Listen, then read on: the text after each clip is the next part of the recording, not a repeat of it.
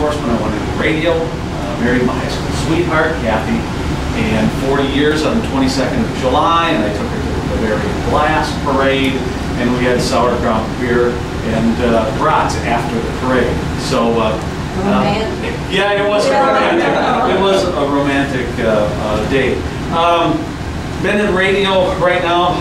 I am a state senator, current seated state senator, chairman of State Government Innovation and Veterans.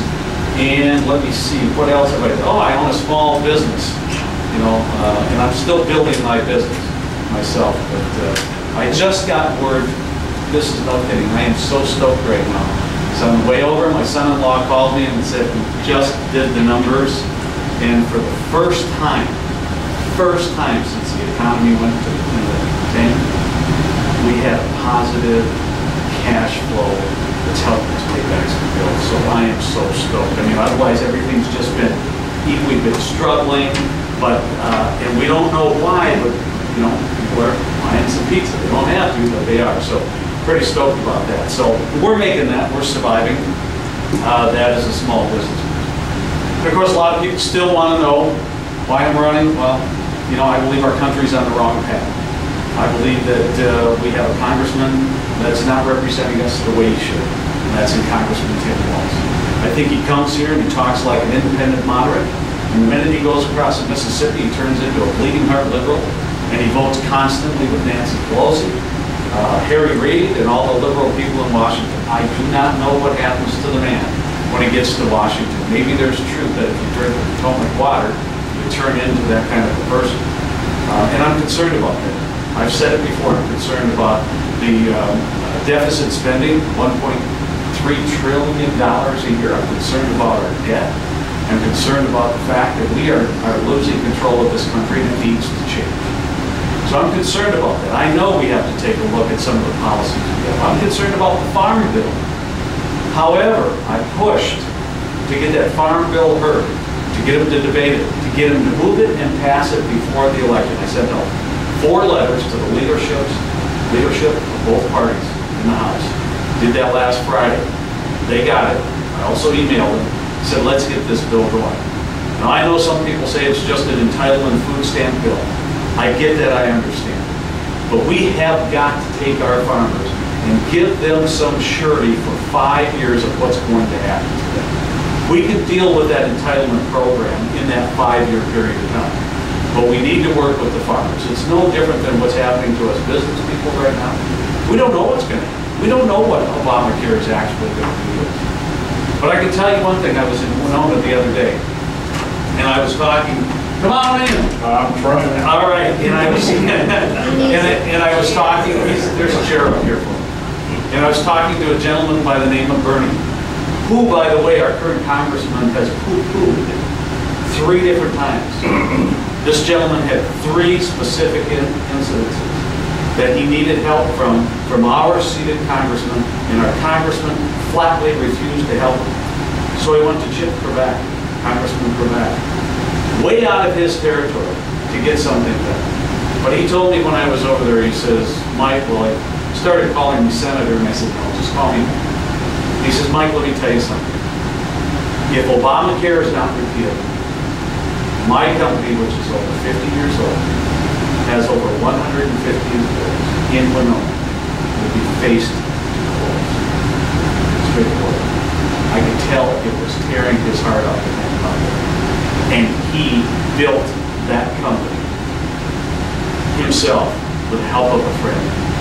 It is, I mean, it's a great company, but he can't compete with some of the global things that are happening with the tariffs and that. He was looking for some help. We know there's issues. I know there's issues. I know I can't balance the budget by myself, like Congressman Wall said he was going to do when he ran, and my opponent says he's going to do. One person can't do that. But what I've been able to do in my short Senate career is to bring a coalition of people together. And I'm talking the Reagan Democrats, the Independents, and the Republicans. While I was a senator and passed 13 reforms and reduced my budget of $1 billion by over $100 million because I got people to work together, and then I got the liberal governor to sign off on it. That's what I'll do in Washington. So there's a lot of things we know have to be done.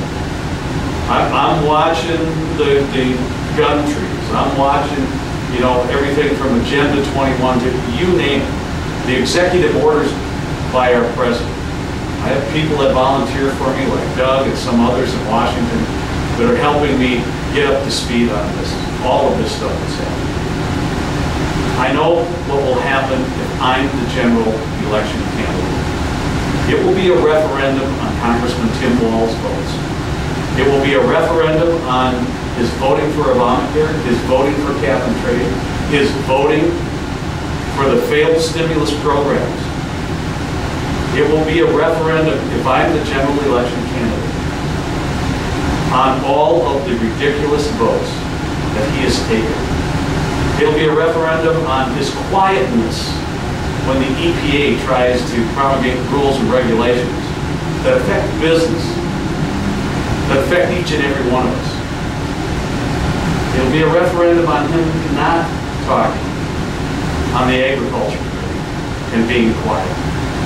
We don't need a congressman like that. We need a congressman that comes back into this district, that's not afraid to talk to his constituents, and not just the select few that he always has when he goes out. You watch, and I watch some of the media coverage, a select few that he talks to. That's what our current congressman does. So before we get there, we have one key, most important date, and that's the primary, August 14th. Because on that date, the citizens in the 1st Congressional District will decide who will take on Congressman Tim Walz. Now, I've been accused of a lot of things. I've been accused of being negative. Well, facts are facts, folks. And I'm going to give you the difference, because I think at some point in time, most of you here have uttered the words, "Why are you different than your opponent, Alan Quist?" Well, I could be fluffy and nice and sweet and say, well, I'm a grandfather, I'm a father, I'm a businessman, he's a farmer, I grew up on a farm. That's not what we have to look at. What we have to look at, what happens to the person that's elected on the 14th come the 15th of August. So let me paint a scenario for you. Because if Alan Quist is that candidate on the 15th, that general election will start out with a salivating by the DFL party and Congressman Tim Walz.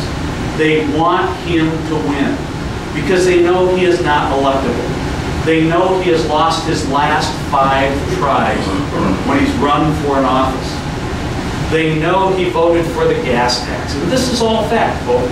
I'm not being negative here. I'm making a comparison. Not once has my campaign put out one false statement about my opponent, because my staff knows if they do, they're gone. I don't tolerate it. If we can't back it up, it doesn't happen. See, now the DFL party, who's recording us here tonight, will know about the fact that Alan Quist, when he ran for governor, supported subsidized light rail, of which I have opposed for 2 years as a senator, because it's not sustainable. See, and also, they will know that back in 1988, on the campus of Mankato State, Alan Quist compared a counseling center with the Ku Klux Klan. It's documented, front page of Mankato paper.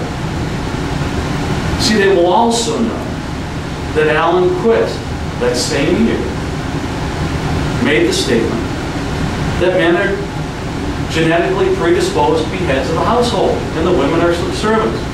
They know this already. You don't think that they've done research on Mike Parry and Alan Quist? They will also know, if they don't already, I'm sure they do, that Alan Quist spent his own time investigating in a XXX porn show, because he was looking at sodomy and gays and said, this place is no good, but then talked about it on the House floor. That's what a general election campaign will be all about. And today, when we recorded that issue, Tom Hauser, the debate that we had today that will be aired Sunday, Tom Hauser asked that question. After I explained what's going to happen between the two candidates, depending on who's elected on the 14th. And Tom Hauser looked at Alan and said, do you believe what was just said, that the DFL party will use that against you? And he looked at Tom and he says, that was 25 years ago. They're not going to say a word about that. Hey, reality check. I had him throw the kitchen sink at me when I ran for the special election in January of 2010. That's what August 14th is all about. Differences, I'm not sure there's much. But this is the time. Alan Quist is too risky. He's shown he's not electable. So do we want a chance to take on Tim Walz with a good, strong campaign, with a person that's proven they can rally the troops and win two elections in a split district, a Senate district, which matches CD1? That's the most important issue between now and the 14th. How are we going to do it? I don't want to sound negative. I am a factual guy. Facts are fact. And when I bring it up, I'm the bad guy. But how else would you know the difference between the two of us? How many people here even actually took time to go back and check the voting records of each candidate? We're busy people. I'm asked a question. I respond to the best of my ability. And I think that's why I'm the candidate that can move forward and defeat Tim Walz. With that, I'm going to shut up. God gave us 2 ears and 1 mouth. I've spoken enough. But I'll answer any questions that you have for me. If I can't answer them, one thing you'll find out about this guy is that I will do the research and I'll get back to you right now. So, questions about the campaign or anything that you're hearing? Yes, sir? I have a question. I'm a student and I've earned my way through school. Right. And so, I come back, I get my paychecks, and I look at it, and a whole bunch of it is going towards Social Security. And me and all my friends have no belief that I will ever see that money. You won't. What will you do about it? Well, I think we have to sit down and talk about it. I'll sit down. I know. I would much rather see you on your own program, giving to your own program, Like a 401k, giving you the opportunity to put money away without paying taxes on it, for savings, as long as it's for your retirement. If it's taken out before your retirement, then I think we have to make some adjustment there. which more like a privatization of it? No, for you, those that are close to Social Security, we're going to protect and we're going to take care of. You're probably always going to kick in something to Social Security at your age. But I believe we can develop a program that allows you to put pre-tax dollars away for your retirement so that you know you will have it there, but we just can't pull it from those people that are within a window of retirement age or those on retirement. But I get it. My daughter is the same way. She's 38 years old. She asked me the same thing. What can we do? And I said, well, there's, brighter minds out there in economics. And we put them together, we sit them down, and how can we do that? But here's what's going to happen. Same thing that happened to me when I brought up switching our pensions here in the state of Minnesota by 3%. I wanted to take 3% of the money that you're paying in as a citizen and switch it over to the employee pays 3% more to help reduce the risk to the citizens of the state of Minnesota. Number one, you're going to get fought by the unions, and you're going to get fought hard. And they're going to attack you. They're going to go after you. But somebody has got to be strong enough and stand and say, this needs to be looked at, needs to be changed, needs to be handled now. Just like I did with the Farm Bill. Come on, let's move it. Let's not, government seems to just love to kick the can down the road. You can't kick the can down the road anymore. The can is so damn beat up. There's hardly any kicking left.